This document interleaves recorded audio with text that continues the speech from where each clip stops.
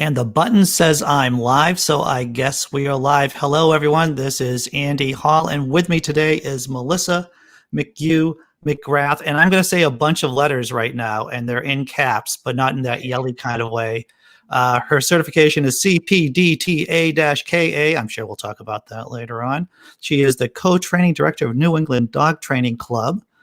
She's also the author of Considerations for the City Dog, has an awesome podcast called Bewilder Beasts, and she also has a YouTube channel under her name, Melissa McCue-McGrath. Before we get into the nuts and the bolts of our conversation today, I do have a small video clip of her training her dog, and I found this quite interesting. It's only for about a minute and a half, a little bit over, but I thought it'd be a good way to start off the conversation. Here we go. So we're trying really hard to get him in the pool so he can cool off.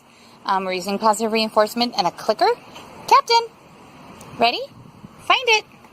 Find it is his favorite thing. Clicking for 1 foot in, and he gets his treat. Good boy. And try to go in again. Ready? Sit. Sit. I know it's really hot. Go in. Find.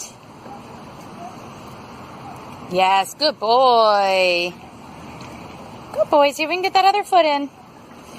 He likes to search in here for his treats, so we can look for his food this way too. He's putting his head in. He's getting his treats. He's searching for food. Searching is his favorite thing. So while I can't command him to go in the pool yet, he is going in to do his favorite thing, which is find it, which is more rewarding to him than the pool is scary. Good boy. I'll go back in. Captain, come in. Let's see if I can get him in. Oh, you're looking for food. Captain, pool. Pool. Good job. You little bubbles. Good job, buddy.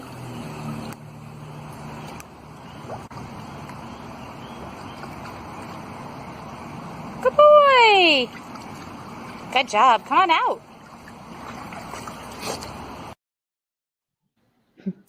Well, that was a lot of fun. He eventually started to have fun. He's terrified of water, which is why that's why I was recording. It was because he was afraid of water and is pretty aquaphobic in general. But just trying to cool him off and giving him something to do when we are literally stuck in our house during the pandemic, we thought it was a good time to work on it. Oh, sure. So, Melissa, hey, it's great to have you on the show. I really appreciate you coming on. And how long have you been doing this dog training thing? I'm going on my 17th year of professional dog training. Yeah, 17. It's almost old enough to be out of high school. My dog training career is a junior in high school. Well, so with that video, I was watching it initially, and I noted that you said, I can't command him in the pool yet. Do you find a lot of dog owners who just want to get right to the command without doing any of the legwork in between? Oh, my dog's afraid of water, and I want my dog in the water. Yeah, I mean, I think it's complicated in that, like, if they're watching TV or YouTube videos with dogs who are already trained, or if they're watching like Animal Planet or even just the dogs that they had when they were kids. My dog loves water, especially if it's like my Labrador loves water, and then they get the Labrador to a pool and it's terrified of water, and they're like, but this is your DNA. You're supposed to love this. It's weird when individuals don't like the thing that you expect them to like. And for Captain in particular, he's always been afraid of water, which makes things like giving him a bath challenging, taking him out to pee if there's a hurricane, very challenging. Wow. Yeah. So like when you have an aquaphobic situation, it can actually have an impact on your dog and how they smell. Oh, yeah. So instead of picking him up and throwing him in a bathtub or just hosing him off in the backyard, which could be traumatic for him and make it worse, we can take the time to work with that phobia and try to get him better. And he will take baths. Like, I can get him into a bathtub He doesn't like it, but he tolerates it now. Whereas before he would just shake and shiver and just shut down and just stand there like a statue.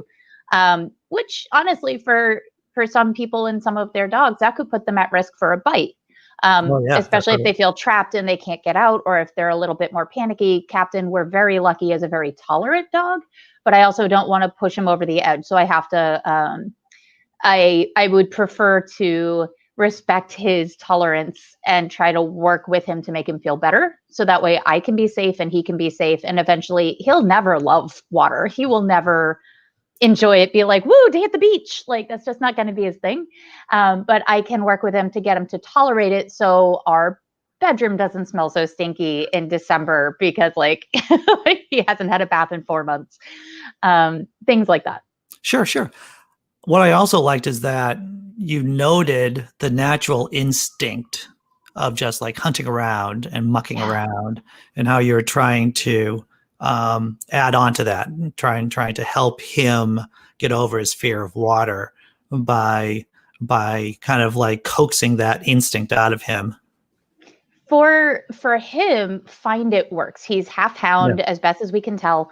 And even that doesn't necessarily matter, although I knew it would be more likely that he would like sports like nose work or things where he could find his nose. He actually would have been like, had he been pulled from the shelter before we got him by a police department, he would have been great for like narcotics detection or finding explosives or finding contraband at an airport. Like he would have been perfect for that kind of work.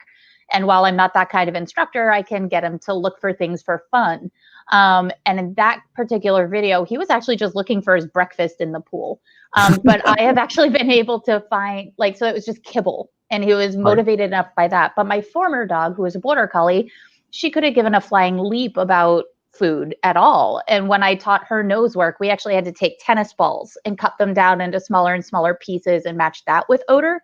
So when she would find the thing that I needed her to find, she would get like a big tennis ball out of my bag instead of a piece of food. Because to her, that would have been like, hey, Andy, you did a great job. Here, I'm going to give you a piece of lettuce. Good job. Because that's, rewards are in the eye of the beholder. So for her, it was all about chase and drive and frisbee and tennis balls and play. And that technique of the pool would not have worked for her, but it works for him because that's what he's motivated by. And that's his instinctive drive, is to look for things with his nose. Now that's interesting, because I would think that food would just be a universal reinforcer.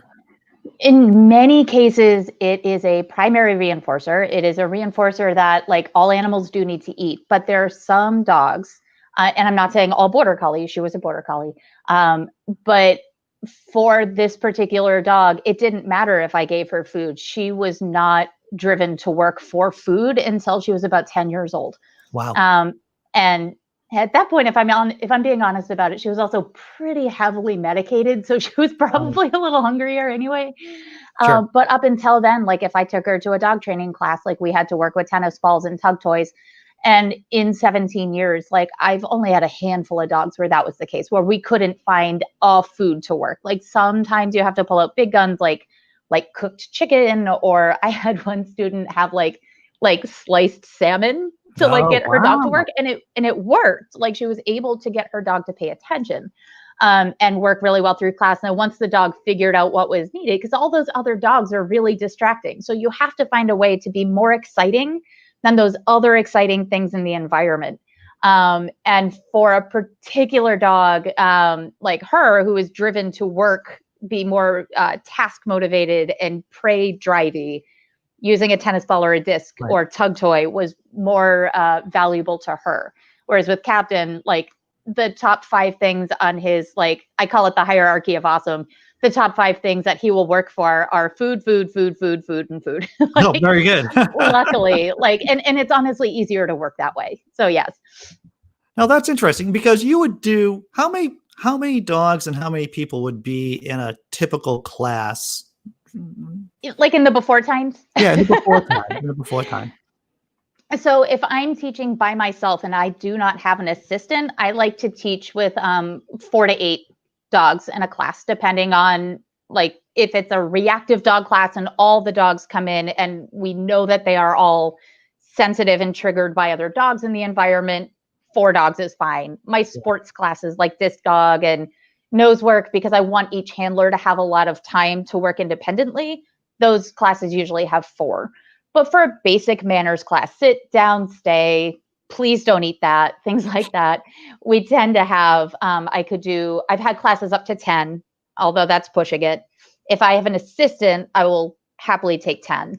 And it's a lot easier if you have a second pair of eyes that you can say, okay, they're struggling, can you go help them, and trust your assistant to go. And I've been very lucky to have very competent and confident instructors to help me. And I return the favor when they advance out of being my intern and they become instructors. I'll sit in on their classes and I'll assist them too. So it's not like, it's not in this job that you become too good to do assistant work. Like you jump in and you help your assistant. At New England Dog Training Club, where I'm one of the training directors, in the before times, we would have 14 trainers in a night, and we would have 4 classes going or 5 classes going at a time. 3 of them would be in a gymnasium. 1 would sometimes be in a hallway, and then the 5th one would be in a back room for puppies, because we want to keep the puppies a little separate from all the big guys. But the main core of our classes, we would have 10 dogs in a ring, so 30 dogs, 14 trainers and assistants and stuff, and then like extra people in the hallway doing independent work. So we would have up to like 40 dogs at a time in one space. That sounds very barky. It can be, but that's why we have so many trainers and assistants and people really hustling, making sure, like the key to making that work is making sure that you're catching problems before they start. So if you're seeing 2 dogs eyeballing each other, we would just, like, the assistants would be like, oh, okay, I'm supposed to just walk between these dogs, separate them, like, or if you see like somebody's like drop their treat bag, like somebody comes over to help, like you just do the work. You don't just ask, you just do it. And there's a lot of prevention in place. We kept everybody, actually even before COVID, we were keeping people 6 to 8 feet away. They had to be longer than the length of their leash so the dogs couldn't say hi. So in an effect, we've been teaching our students all along to be respectful of the 6-foot rule from day one. Sure. So Blazing Wizard Pope in the chat says, I tried training my cat. She just ate the treats and wanted more and to be cuddled. Oh, that sounds like an awesome cat. It sounds like she's training you really well. Yeah. And that actually seems like the most cat to ever cat. Like, I could do the work, or I could just eat this food and be cuddled. Like, I have actually taken my 13-year-old arthritic cat, Rohan. For my puppy classes, because I had to convert everything to online, I personally feel like as a student, if I'm a student, I hate nothing more than seeing a perfectly trained animal doing the work and then saying, okay, students, now you do it. And then your dog is jumping or barking or biting or acting like an idiot, like mine, like all of these things, right? So what I decided to do for my puppy classes throughout the entire summer was take my 13-year-old arthritic cat who had never been trained, and I took her through the puppy class. She was my demonstration animal. So Captain would be out in the other room howling because he knew like the cat was getting treats and was working, and he could hear my trainer voice, like when it goes on, like he knows that he gets to work, and that's one of his favorite things. I get to eat food, and he gets very excited. But then I'm working with the cat, so you hear this sad hound from like the other end of the apartment, just like howling like he's Call of the Wild.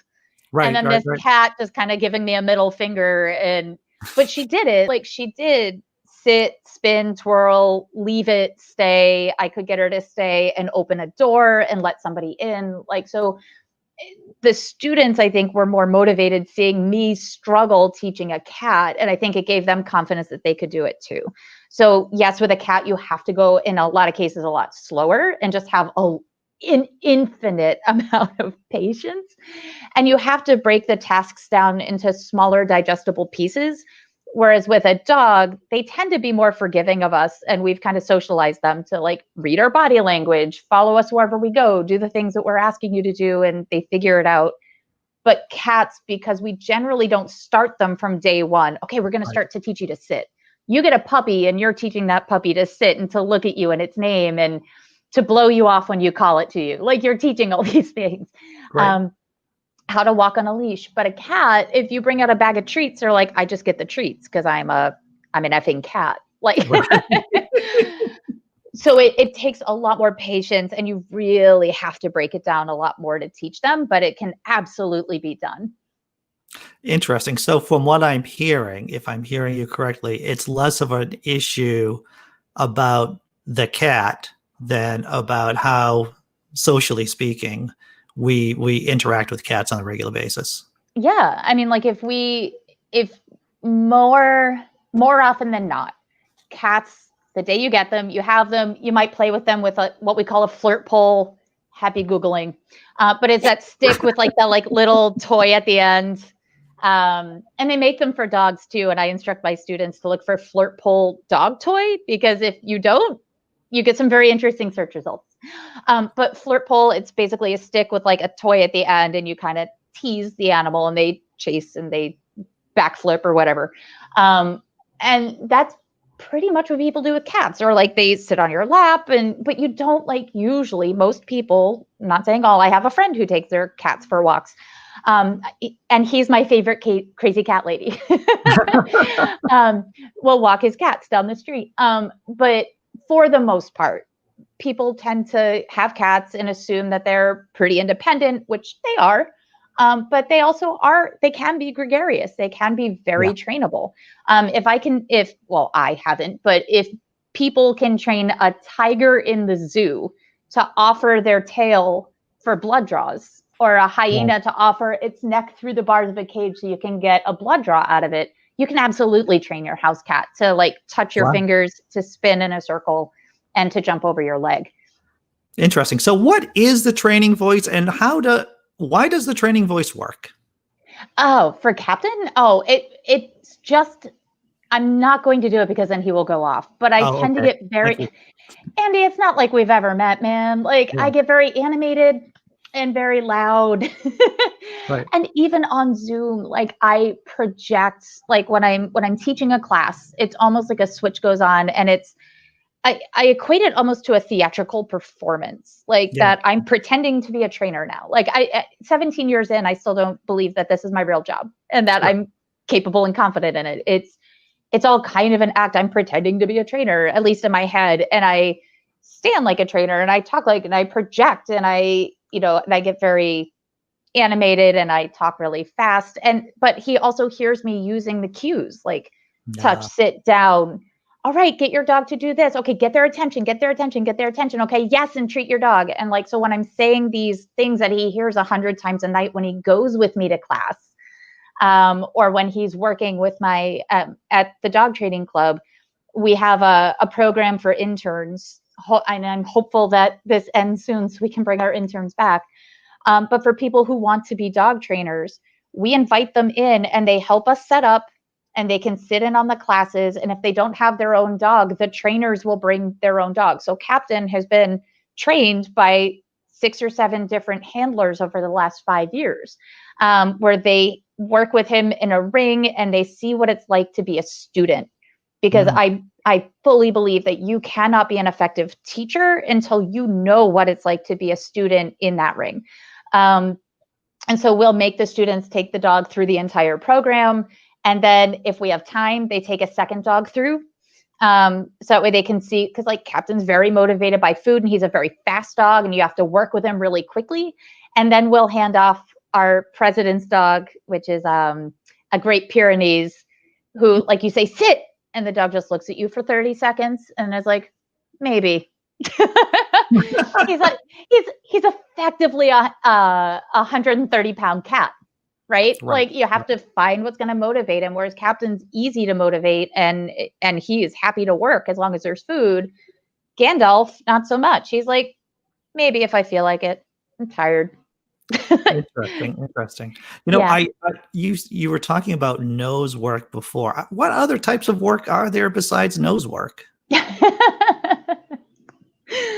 I'm not laughing at the question.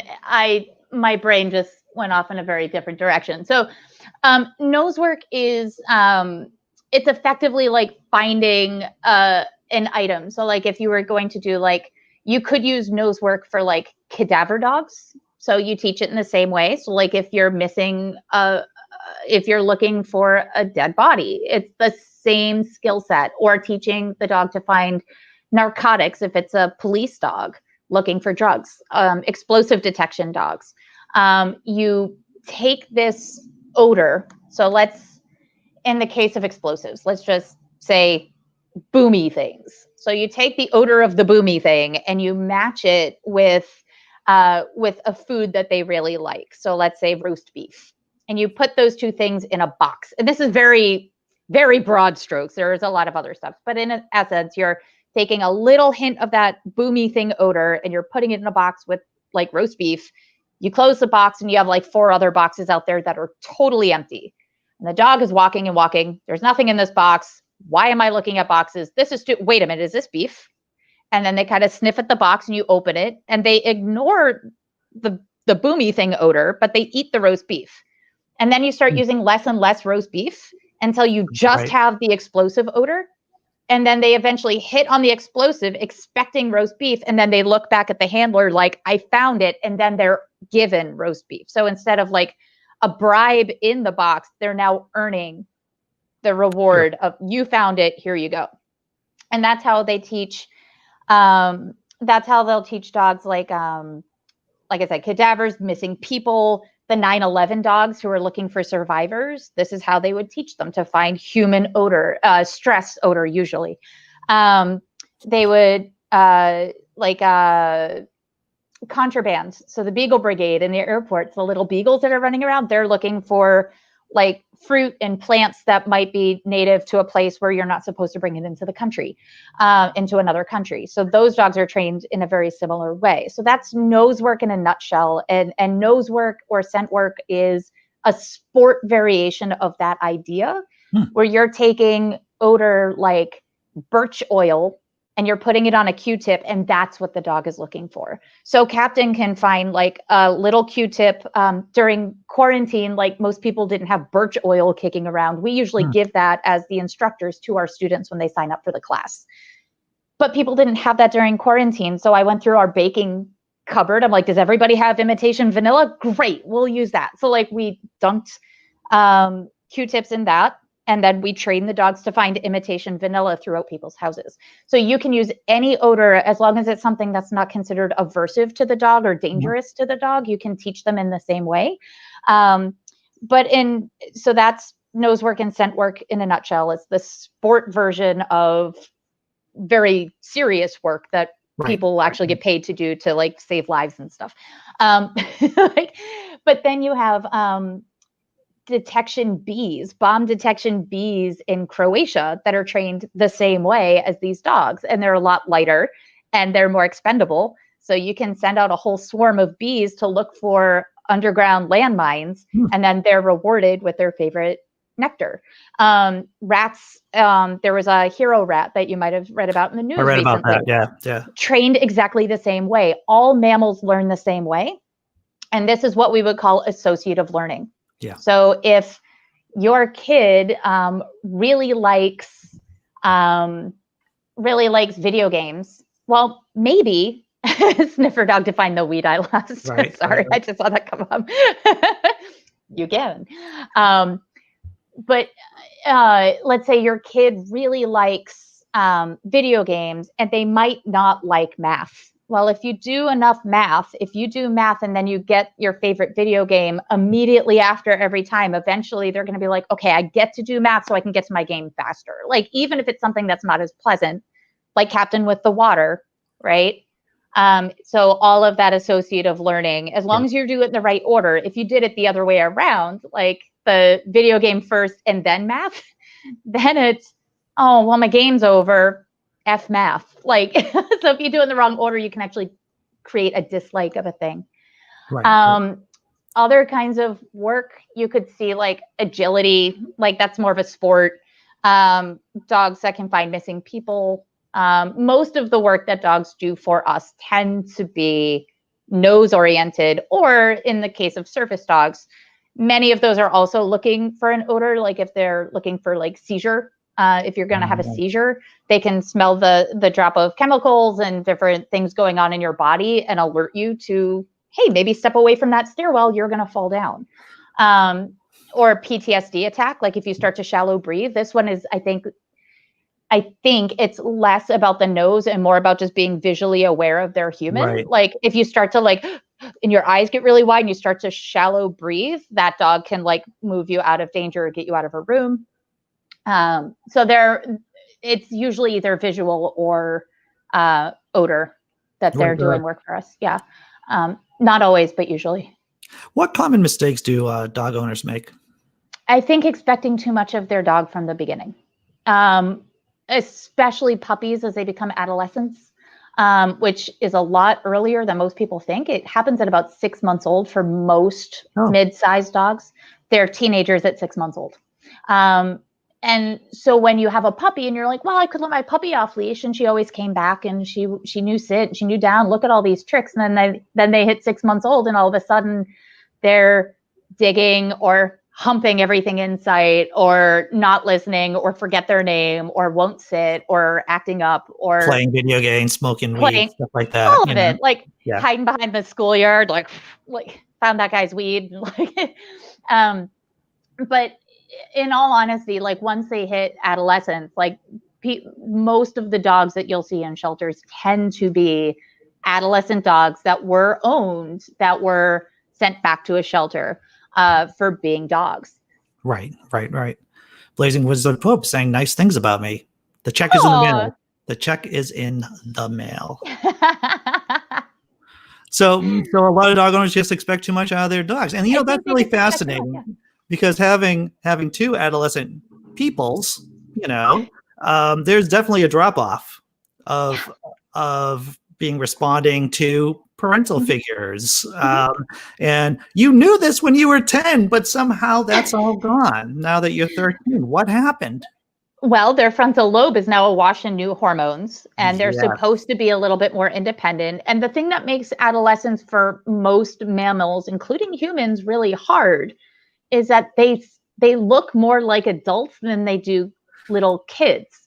Yeah. So the neoteny, or that it's just a fancy way of saying like the thing that makes them look like a baby, that makes big people want to take care of them, is gone or is fading. And I'm not suggesting your kids are old crones by any their beauty is faded.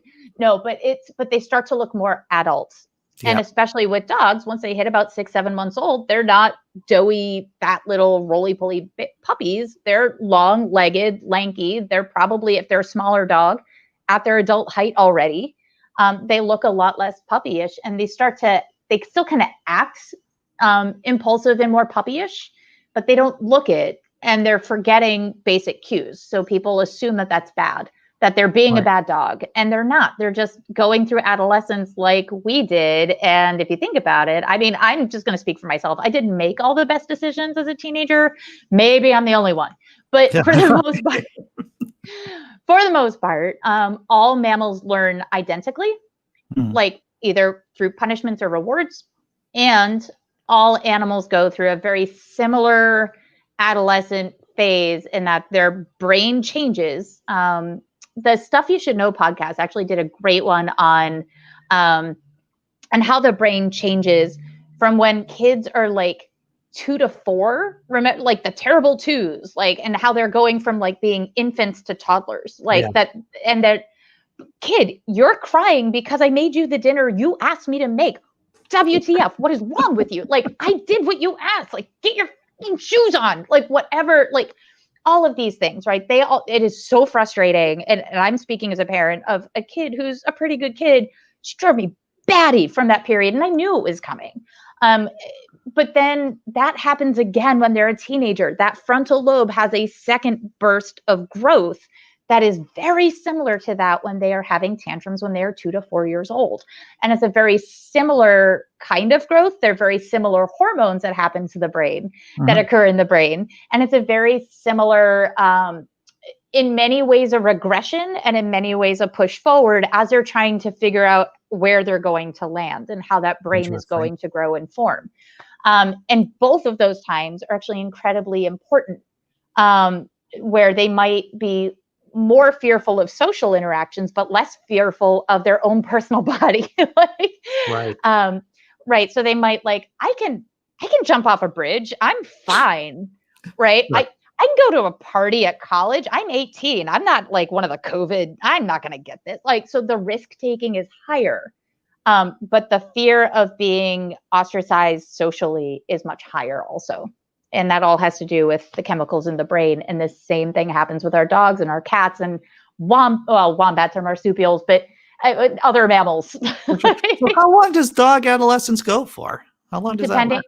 Good question. So depending on the dog, for giant breeds, so I'm thinking Mastiffs, Great Danes, they hit adolescence a little later. They kind of stay puppyish a lot longer, even though they're still massive. They're 70 pounds by the time they're 7 months old. But they hit adolescence a little later, and they're not done until they're 3 years old. So it's a longer adolescent period. Interesting. Right. But their lifespan is also, most of it is adolescence, because their lifespan is 8 or 9. So a bigger chunk of that is devoted for the giant breeds to adolescence. Medium-sized dogs, large-sized dogs like labs, whatever Captain is, normal dogs. When people say, I just want a normal dog, they're talking about mid to large-sized dogs. Those ones, they hit adolescence between 6 and 8 months of age, and it can go through 18 to 24 months of age. So they're done by the time they're 2. Right. Small dogs hit it a little bit earlier, and they're done at about 18 months. So it really, So it depends on the size and breed, but generally speaking, you're looking at about a 15 to 18 months period at most for most dogs, which is way less than we do.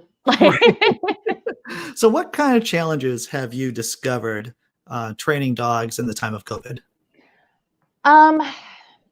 It has been, as a teacher, and I greatly sympathize with all the teachers right now that are doing, my daughter's right now doing a Zoom school with her teacher, who she just met for the first time yesterday in a mask outside.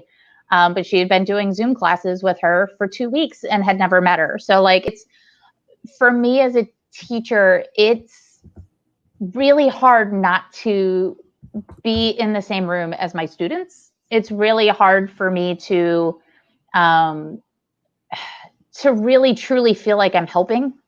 Because in a lot of cases, if I'm working in a ring or I'm working at a class, if somebody's dog is jumping, I'll take the leash and I'll show them what to do. Yes. Yeah. And then I'll give them a minute to calm down. Really, the reason I'm taking the leash, it's not because they're not capable. They can totally do it. But I'm going to take it and show you what to do, so you can just take a break for a second from this dog who's probably bruising your arm from nipping and biting or clawing or whatever. I'm just going to give you a second. And then when you're ready, I'm going to hand him over.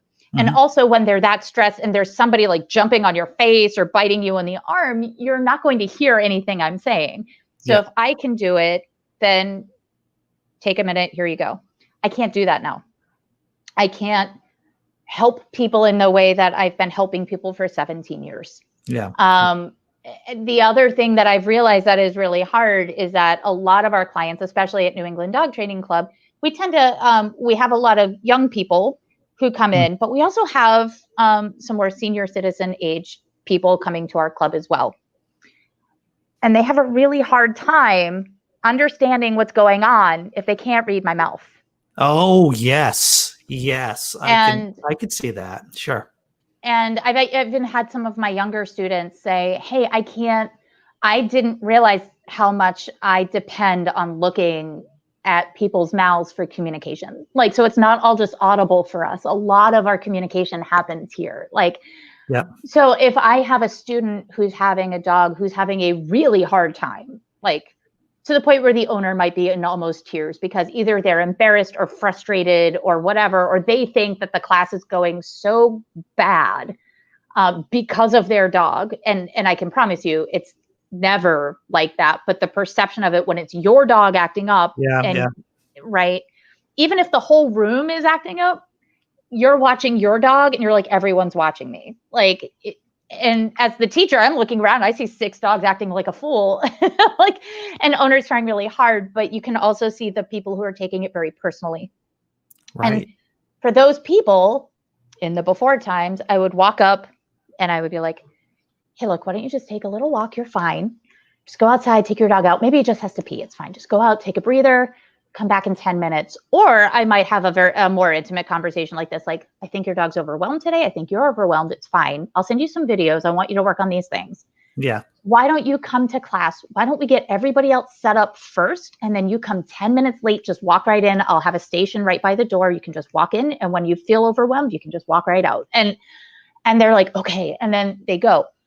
Now I'm 10 feet away going, take your dog for a walk. Like there's the nuance is gone and it's a lot harder to communicate. Like I deeply sympathize with your situation and I see it 100 times, but like you can't have that conversation with a mask when you're 10 feet away without it coming across as I'm a jerk.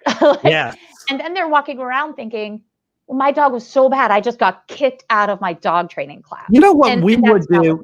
You know, what we would do, because, you know, I've worked with people, you know, behavior is behavior in a lot of ways. And I know that's a gross simplification for a lot of people hearing me say that. But when I was working with people with disabilities on the regular, and we would just have a simple, like, if someone was doing something and we didn't want to call them out on it, you know, out in public, right? Because that you don't want to shame the other person. There would just be a simple hand signal just to, you know, allow them to know to really recenter themselves.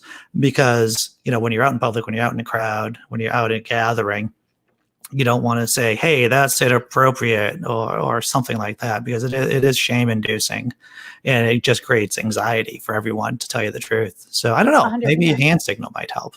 Maybe a hand signal. So we're all still trying to figure out exactly how to navigate these new waters. And I think the other complicating factor too, especially now that we're going into winter, is we can't go into the building that we're used to teaching, and it's the right call. Like the building had offered us to go in, but we were like, we don't feel safe going into a building that is a school for the rest of the day for kids. Like, and they're open fully. So we didn't want to bring us into that environment. So we're teaching out in their field, and we're going to be limited at some point by time change. So it'll be dark at 4:30. Sure. And classes start at 5. And winter, because New England. So we're having to be really creative. I will say, however, like the benefit to all of this is that it's made us a lot more aware at accessibility for people that we haven't been able to reach before. People who might have, yes, the building is wheelchair accessible, and there's lots of things in place to make sure that it is ADA appropriate. It's a school, but to really think about like not just those visible hurdles, the invisible ones, like the people who might be so stressed out coming to a class that they've never taken their dog, people who have social anxiety, people who are working at night and the only time they can train their dog is at 11 o'clock at night when all the kids are asleep. Sure. First responders and all of these people who are working so hard, or teachers who are just so mentally exhausted. So by recording our classes, we've been putting them up online for free for anyone who wants. And it's not pretty, like the New England Dog Training Club YouTube page.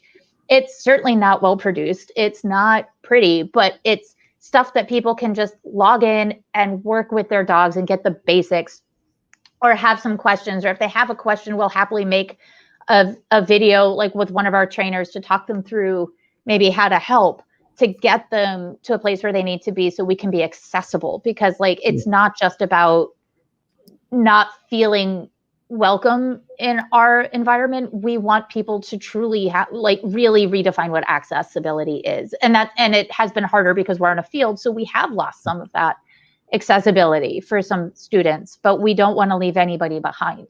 I just want to touch back on that the New England Dog Training Club YouTube channel actually has a whole ton of training videos. That's what It does. So we do something that's a little bit different than what most people think of as like a dog training class. So it would be like most people who would take their dog to a dog training class would be like, okay, it's like 6 weeks or 4 weeks or whatever, and we learn sit down, stay, done.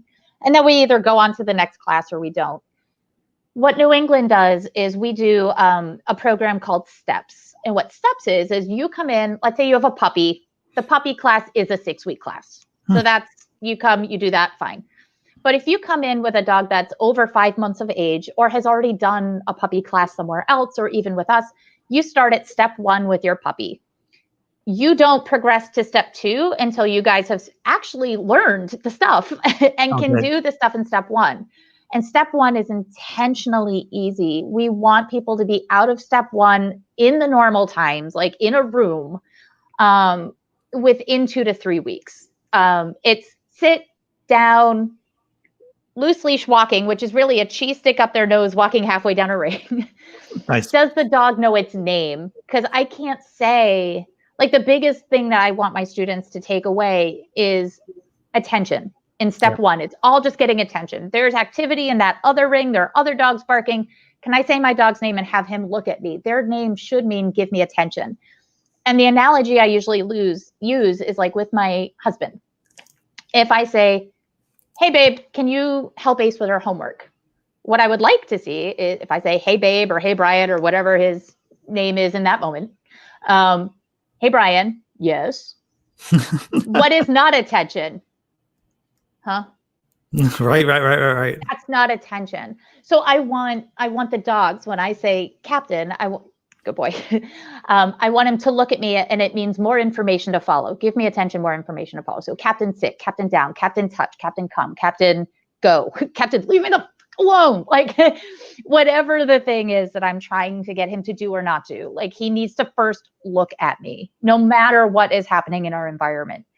And so that's really what we're working on with step 1. And then step 2 is impulse control. So that's where they get stay and leave it. Step 3 is real life situations. So instead of like setting up an exercise, like, okay, we're really setting this up and I'm standing in front of you and this is here. No, we'll throw toys on the floor and then say, okay, go for a walk, but your dog can't pick anything up. So like now we're really proofing it.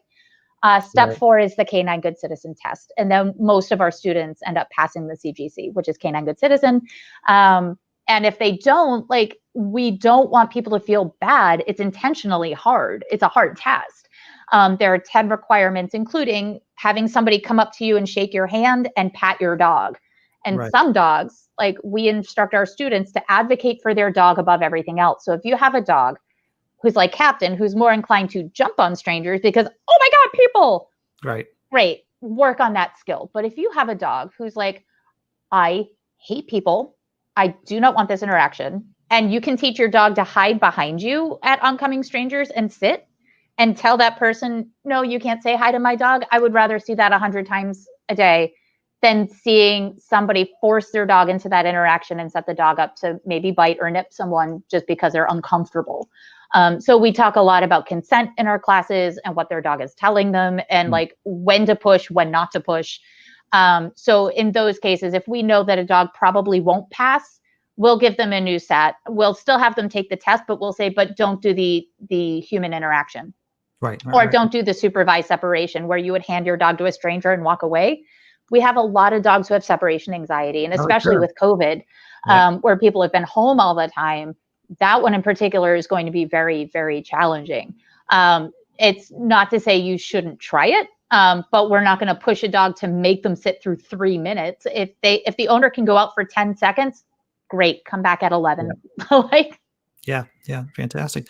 Tons of mice mentioned. I have a friend who just shouts commands at the dog. He's he owns. It's hard to watch. You must see that. Yeah, Melissa. I see it a lot. I see it a lot. Actually, the thing that actually bothers me more is like when dogs are going out for their walk. And you see either somebody like staring at their phone and dragging their dog behind them. But if you're watching the dog is trying to check their P mail. They're trying to get their reading on too. They're checking their Facebook post. Dogs need to sniff. So I would much rather the morning walk, especially if it's to walk your dog and that's their only experience outside for the whole day. Go on a dog-led walk and let the dog take you instead of you dragging it because I have to walk a mile and I've only got 15 minutes to do it. I would rather see that dog go a quarter of a mile and sniff a ton because that dog is going to be way more tired and more satisfied. Walking doesn't really tire out most dogs. Short walks don't tire out most dogs. Most able-bodied, young, healthy dogs. Like if you had a 15-year-old, like we have a 13-year-old dachshund down the street named Jake, and like he waddles down the hill. Luckily, it's down a hill because going up the hill is really hard for Jake. He goes pee in the field and then he turns around and he waddles back up. Whereas like a few years ago, he would walk all the way around the neighborhood several times a day. So like depending on the age and the capability of the dog, but generally speaking, most able-bodied dogs just let them sniff and that you will be happier and so will your dog. Cool. You want to talk a bit about your book, Considerations for the City Dog? Sure.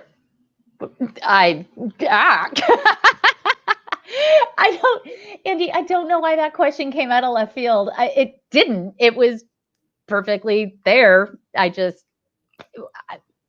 absolutely need more coffee. So in 2015, I wrote this book called Considerations for the City Dog in response to a dog attack here in my city of Somerville. It was a Mastiff who got out on Halloween night and nearly killed a 6'4" man and his German Shepherd. Wow. It was really bad. And so what I ended up doing was I sat through the case when it went to court. And I was watching it from the stands. A friend of mine was actually working the case with the dog that was attacked. So the German Shepherd. So they were like, the dog wouldn't go back outside. The guy was really nervous. The guy lost a lot of feeling in his hands because he was shredded. So like when we talk about dog bites, I'll often go into a home and they're like, yeah, well, he nips. And then I'm like, that wasn't a nip. Or like the definition of bite is really hard, right? But we have this scale as professional dog trainers that we use called the Dunbar Bite Scale. And it's a scale from 1 to 6. 1 is an air snap. Like, I'm warning you, leave me alone. Yes. All the way up to 6, which is death of the victim. Oh, wow. How about that? Yeah. And it's a pretty detailed thing. I mean, there are clearly mitigating and supporting factors for these bites. Like, did I come into the dog's space? Did I hit the dog? Like, there are other things always to keep in mind with these dog bite cases, but I won't take a case over a level 4. I always refer those out. And a level 4 is where the dog has turned from really reacting to a situation. If I reach towards a dog that's telling me, don't come near me, and then it bites and it runs away, it bit me to get space. As opposed to aggression, which is when that has been ignored for so long, the dog is finally like, F it all. and every time a stranger comes into the house, it runs and attacks them. So I won't take aggressive. I'll take the reactive cases as a trainer. But I refer out for the other ones that are more hard and difficult. And so in this particular case, an aggressive dog got out on Halloween night and attacked this guy, and he almost died. And the difference between a level 5 and a level 6 bite is luck. He was lucky that like the veins and what are the other things? Like the other thing that carries blood, the artery, and vessels and dog trainer. This is why I don't take the aggressive cases. The other, the veins and the other things, they weren't slashed and he didn't bleed out. Like, but he was hospitalized for, I think it was like 5 days and needed surgeries and all this stuff. So I'm sitting and I'm watching the case and I'm listening to these 2 lawyers talking about my industry, and they're doing it wrong. They're using language in the way that like maybe Animal Planet would use it to kind of like broad strokes it, but like not real, like using it wrong. They're using words like socialization and territorial aggression and reactivity and all these words, and they're not using it correctly to try to like either advocate for this dog to not be euthanized or to advocate for the dog to be euthanized. And so in this particular case, I'm listening to it. I'm like, wait, I think this is how my students might actually see these terms that I know. And that means my dog trainers will have copious amounts of alcohol and drink. Be like, can you believe this guy with a dog? Like, so when I get calls about like, I just adopted a 4-year-old dog and I need to socialize him, but he doesn't want to go to the dog park. So I'm just going to keep taking him to the dog park until he gets used to it.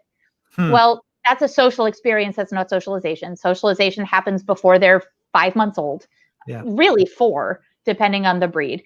And it's a period of time where a puppy's brain is more open to social experiences. And it doesn't mean throw them into the deep end. If you have a fearful dog, socialization for that dog just might be walking it near other dogs, but never saying hi. And we tend to think of it visually, like men with hats or people with walkers or whatever, people with masks.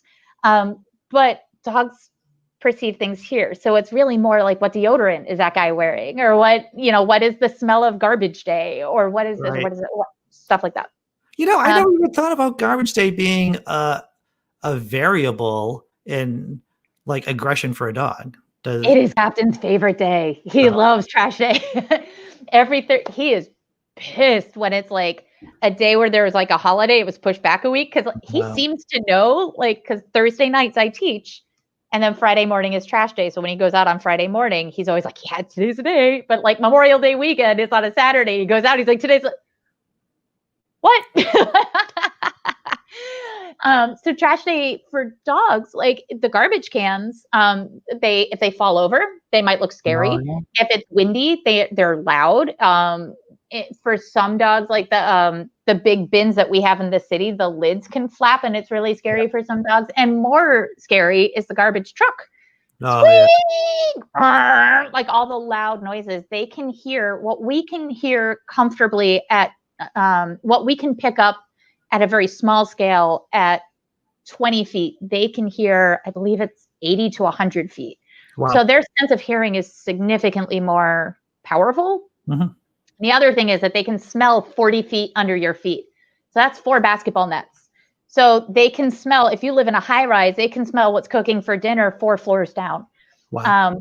They can smell, especially now in the fall, they can smell all of those like little animals going to ground and like taking nuts and hiding them, and like little mice getting ready to go to bed, and bees who are sleeping in leaves. Like they can smell all of it. And that's why I say it's really important for them to get that information, because we think of things visually, but for them, they're picking up so much just from sniffing the ground, not just grass. Are there just some dog breeds that are really, really difficult to have in the city? I personally think, I'm going to speak broadly, but know that each individual dog is an individual. I think greyhounds are awesome to have in the city as a general rule, because they are 40-mile-an-hour couch potatoes. They're super chilled generally. I think depending on what kind of city living you have, if you're living in a high rise, maybe a beagle or a scent hound with like the loud booming, like tree walking hounds, all day long, that might be really hard for your neighbors. Sure.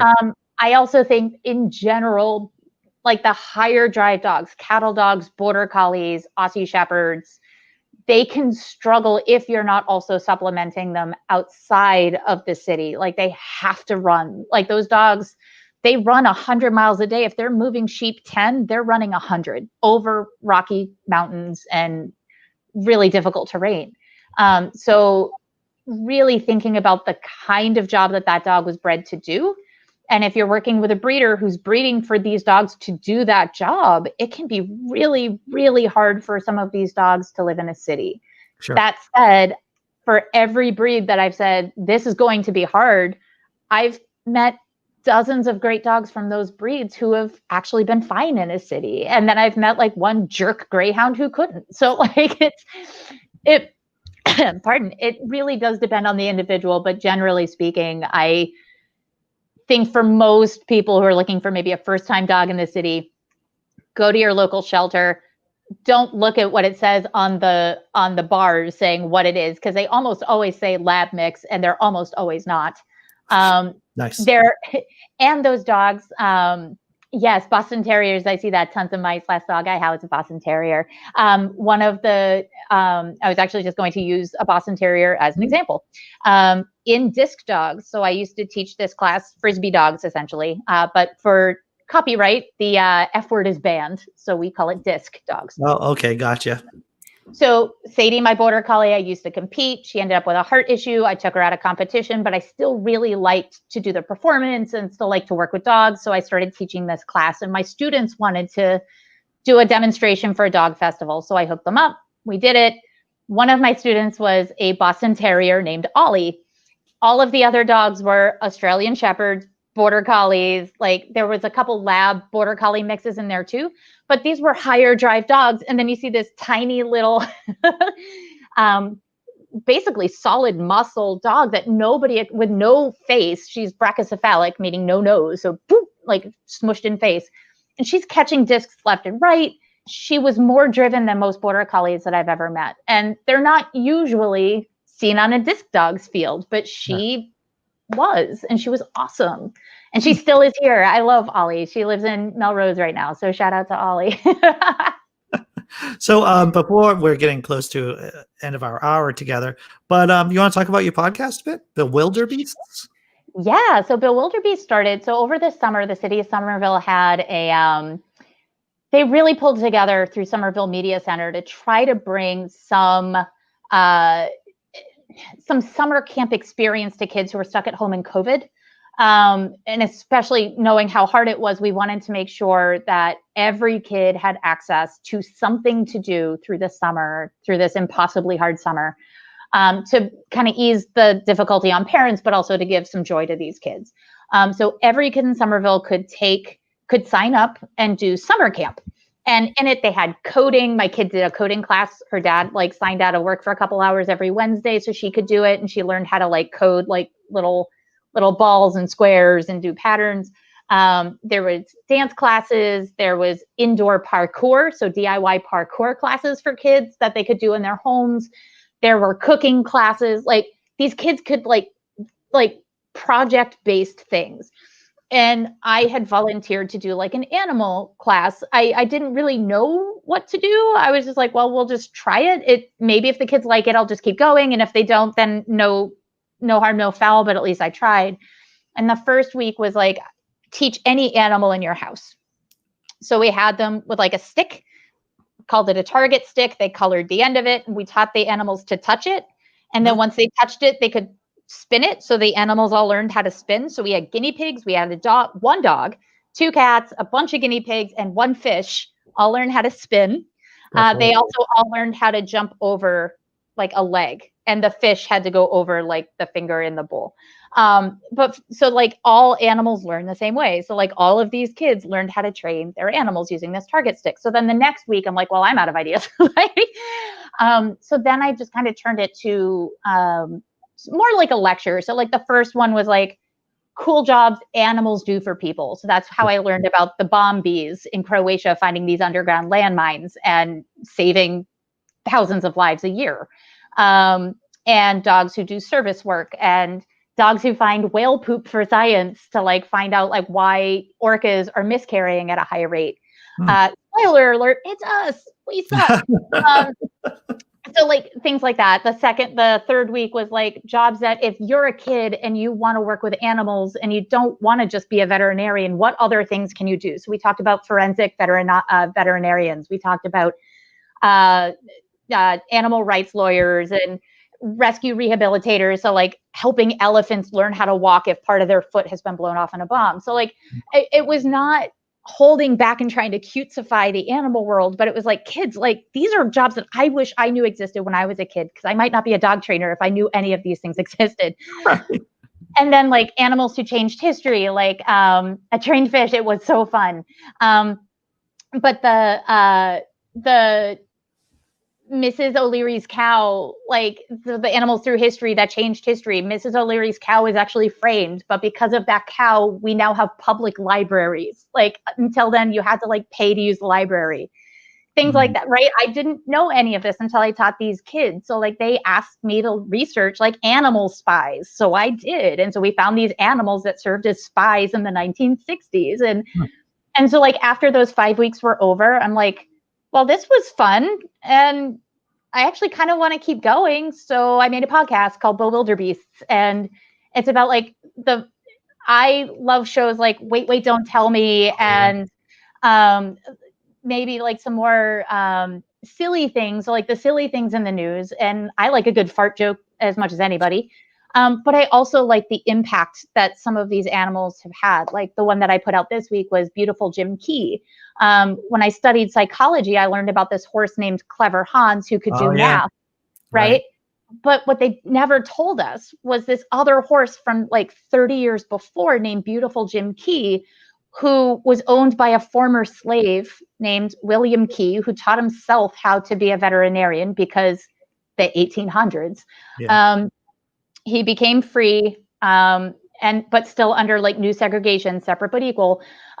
He wasn't allowed to go into places that his horse was able to go in, but his horse could do math and all of these other things. So he got a white promoter. His white promoter got him into places, and President McKinley saw him and was like, and he was a bigger draw than the Ferris wheel. He got more ticket sales than the Ferris wheel that came out 3 years earlier. And he taught kids to be kind to animals before the internet and got 2 million kids to pledge kindness to animals. You never hear that story, probably because he was a Black man in 1900 compared to Clever Hans, who happened like years later and didn't do nearly the same number of things that Beautiful Jim Key did. So being able to find like these like little nuggets in history and talk about these animals and talk about like Black history or medical and science and all of these things that like kind of get buried and tie it into what's going on culturally today. Fantastic. Yeah. Melissa McCue-McGrath, thanks for coming on the channel. Andy, thanks for having me. It's always good to see you. Always informative, always fun. And I love this live stream format where people can ask questions or make comments. Thanks for everyone who has been watching and listening to us. And thanks for contributing. Melissa, where can people find you online? They can find me at melissamcque-mcgrath.com. And if that's hard, because there's a lot of letters, you are more than welcome to find me at Mutt Stuff on Twitter or the Mutt Stuff Facebook group that I run there, or of course through Bewilderbeasts, through the bewilderbeastspod.com. Fantastic. Well, thanks again for coming on. Thank you so much for having me, Andy. All right. Take care. Okay. Do I hang up or